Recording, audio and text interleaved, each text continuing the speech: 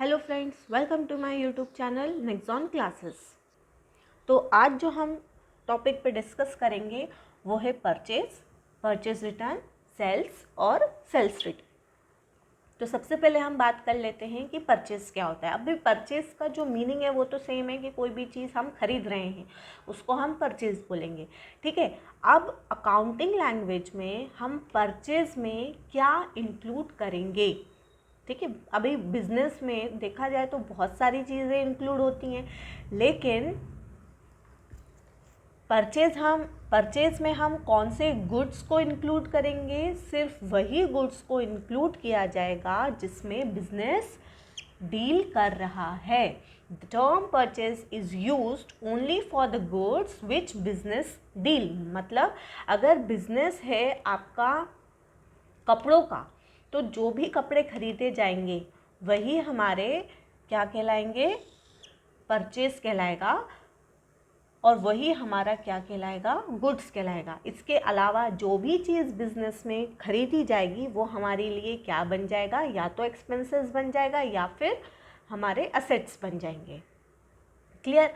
अब मैन्युफैक्चरिंग की हम बात करें तो मैन्युफैक्चरिंग के केस में क्या होगा कि जो भी रॉ मटेरियल या फिर गुड्स आएंगे, ठीक है। अब जो भी रॉ मटेरियल या फिर गुड्स हम खरीदेंगे ताकि हम उसको फिनिश गुड्स में कन्वर्ट करके उसको सेल कर सकें और सेल करके उससे प्रॉफिट कमा सकें, तो वो रॉ मटेरियल और वो गुड्स ही हमारी परचेज में इंक्लूड होंगे, ठीक है। अब इसको एग्जाम्पल के थ्रू समझ लेते हैं।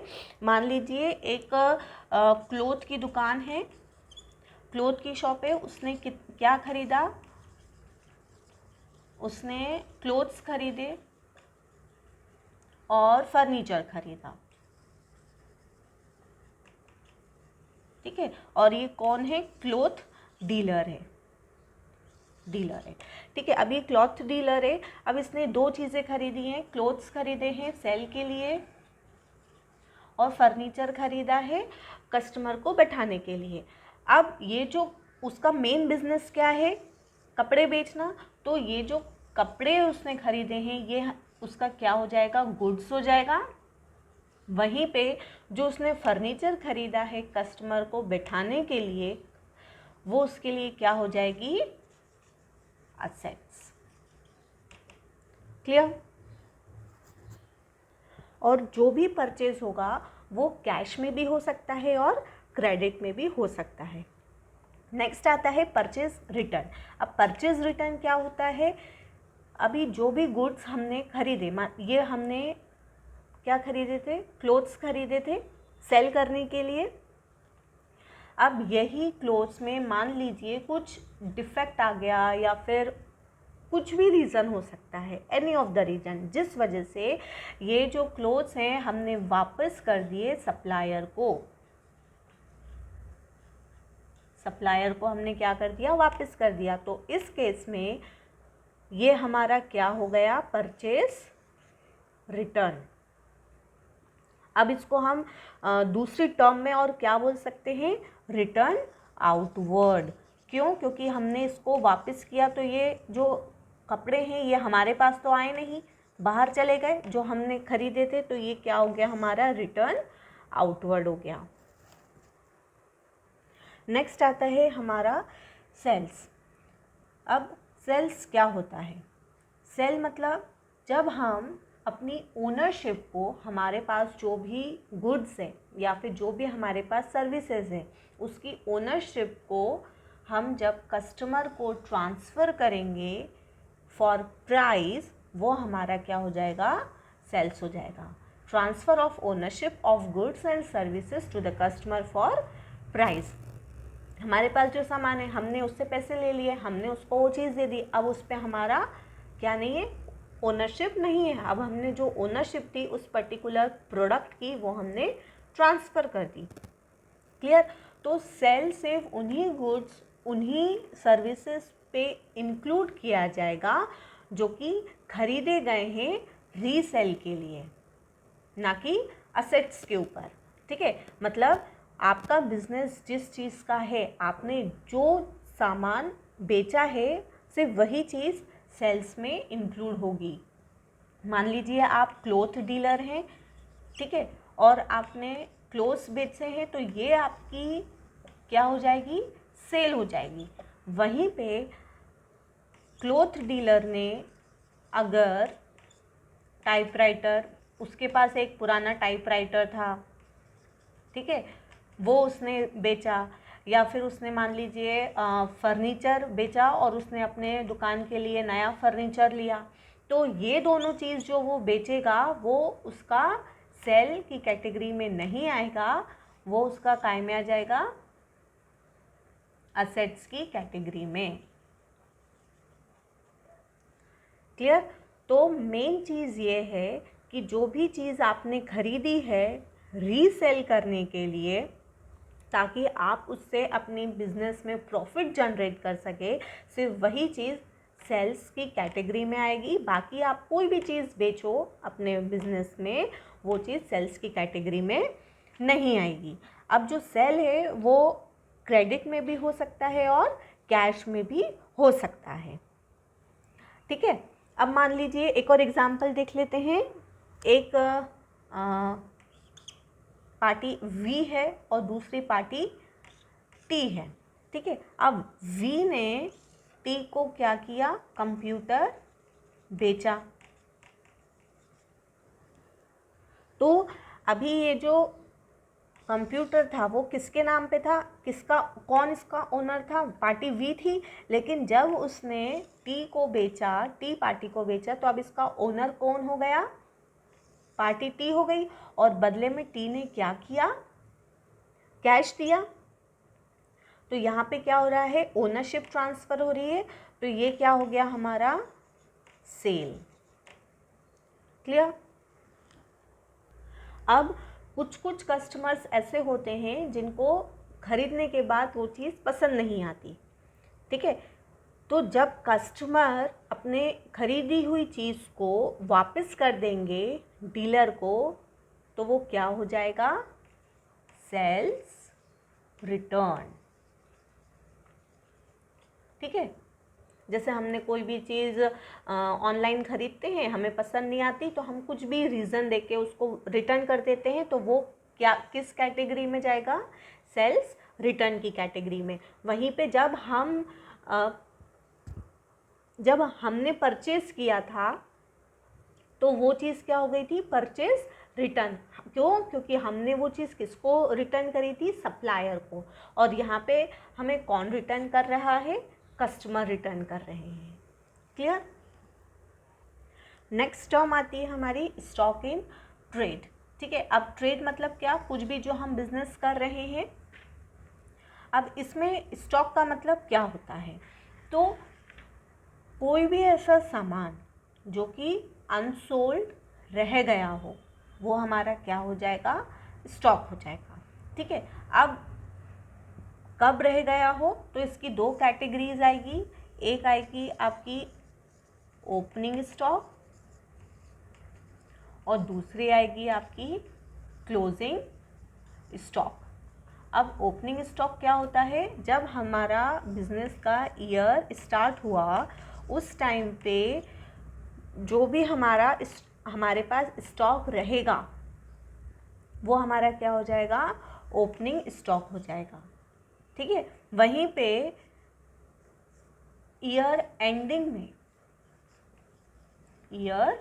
एंडिंग में जो भी स्टॉक बचेगा वो हमारा क्या हो जाएगा, क्लोजिंग स्टॉक हो जाएगा। अब ये जो स्टॉक्स हैं ये क्या रहते हैं, हमारे गुड्स रहते हैं, ठीक है। वहीं पे अगर हम मैन्युफैक्चरिंग की बात करें, तो मैन्युफैक्चरिंग के केस में जो भी रॉ मटेरियल रहेगा वो हमारा क्या कहलाएगा, इन्वेंट्रीज। मतलब मैन्युफैक्चरिंग के केस में वो हमारा स्टॉक की कैटेगरी में नहीं आएगा, वो हमारा इन्वेंट्रीज कहलाएगा। वहीं पे जो गुड्स हैं जो कि परचेज किया गया है फॉर रीसेल, वो हमारा क्या कहलाएगा, स्टॉक, ठीक है। तो अब जो इन्वेंट्रीज होते हैं उसकी भी दो चीज़ हो जाएगी, ओपनिंग इन्वेंट्रीज और क्लोजिंग इन्वेंट्रीज। अभी ओपनिंग और क्लोजिंग इन्वेंट्रीज क्या, अब जो इन्वेंट्रीज होती हैं ओपनिंग और क्लोजिंग इन्वेंट्रीज, ये इसमें क्या है, टोटल 4 कैटेगरीज आएंगी। कौन कौन सी 4 टाइप्स आएंगी? Inventories of raw material, inventory of work in progress, inventory of finish goods, inventory of stock in trade. ठीक है, तो सबसे पहले हम बात कर लेते हैं इन्वेंट्री ऑफ रॉ मटेरियल। अब जो भी रॉ मटेरियल हमने परचेज़ किया है ताकि उसको फिनिश गुड्स में कन्वर्ट करके उसको उसकी सेल कर सकें, तो ऐसे रॉ मटेरियल का जो भी सामान बचेगा, ठीक है, मतलब अब वो यूज़ में नहीं आना है, जितना रॉ मटेरियल था वो यूज़ में आ गया है, अब ऐसा रॉ मटेरियल बच गया है कि अब वो वापस से यूज़ में नहीं आएगा, तो फिर वो हमारा क्या कहलाएगा? Inventory of raw material.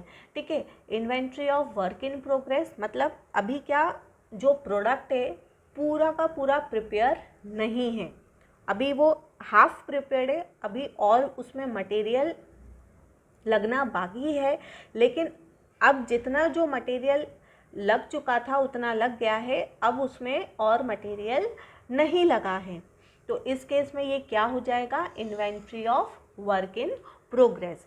लेकिन अब जब इसे हम कैलकुलेशन करेंगे, जब हम वर्क इन प्रोग्रेस का वैल्यूएशन करेंगे, तो वैल्यूएशन के टाइम पे हम क्या क्या यूज़ करेंगे? हम सबसे पहले तो रॉ मटेरियल की कॉस्ट यूज़ करेंगे। ठीक है, यहाँ पे लिख देती हूँ मैं, कॉस्ट ऑफ रॉ मटेरियल,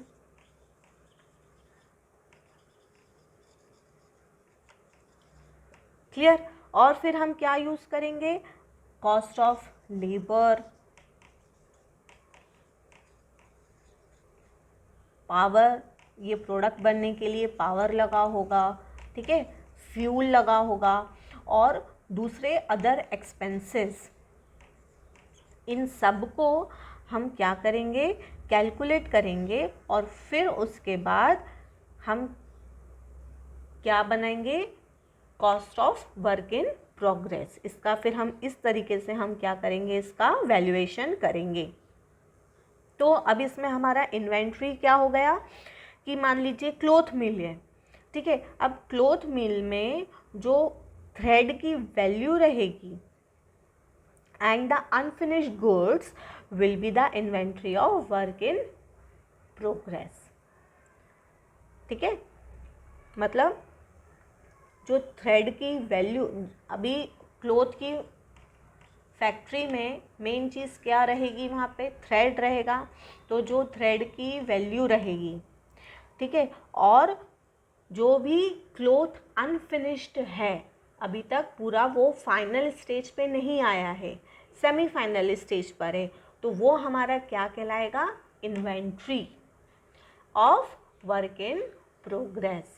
ठीक है, अब इन्वेंट्री ऑफ फिनिश गुड्स क्या कहलाएगा? तो इन्वेंट्री ऑफ फिनिश गुड्स में अब जब ये मान लीजिए इसी का एग्जाम्पल ले लेते हैं, जो क्लॉथ है वो फाइनल फिनिश्ड हो चुका है, फाइनल स्टॉक उसका रेडी है, लेकिन अभी भी वो ईयर एंड तक सोल्ड नहीं हुआ है। ठीक है, तो उस केस में वो क्या हो जाएगा? हमारा inventory of finish goods. Clear. तो इन्वेंट्री ऑफ रॉ मटेरियल क्या हो गया? मतलब जो भी हमें प्रोडक्ट बनाना था उसमें हमने जितना रॉ मटेरियल लेना था ले लिया, अब जो रॉ मटेरियल हमारा बचा वो अब वो दोबारा तो काम आने नहीं वाला, तो वो क्या हो जाएगा? Inventory of raw material.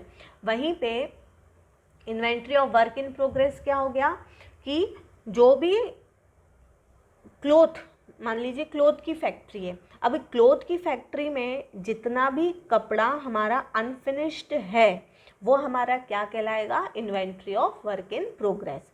और ईयर एंड तक जो भी गुड्स, जो भी मटेरियल हमारा सोल्ड नहीं हुआ, अनसोल्ड रह गया, वो हमारा क्या हो जाएगा? Inventory of finish goods. अब नेक्स्ट बात कर लेते हैं inventory of stock in trade. तो inventory of stock in trade क्या हो जाएगा? जो कि परचेज किए गए हैं रीसेल के लिए। ठीक है, अब इसमें भी क्या होगा? क्लोजिंग इन्वेंट्री का कैलकुलेशन अलग होगा तो जो भी स्टॉक हमने जो भी सामान खरीदा है ताकि हम उसको रीसेल कर सकें, तब वो सामान हमारा गोडाउन में रहेगा, ठीक है। तो वो हमारा क्या कहलाएगा, inventory of stock in trade. That's all for today. If you like my today's video, press the like button, and for more videos subscribe to my channel. Thank you.